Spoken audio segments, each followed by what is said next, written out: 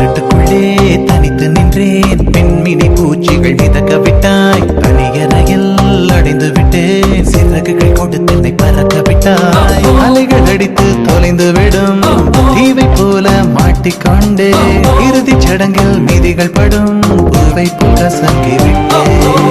தெய்வம் பூமிக்கு வருவதில்லை. தாயை பதிலுக்கு அனுப்பி வைத்தான். தாயும் இங்கு எனக்கு இல்லை. எனக்கு ஒரு தாயை அவன் தோழியா என் காதலியா யாரடி என் கண்ணே. தோழியா என் காதலியா யாரடி என் கண்ணே. மடி மீது தூங்கச் சொல்கிறாய். தோள் மீது சாய்ந்து கொள்கிறாய். நெருங்கி வந்தால் நண்பர்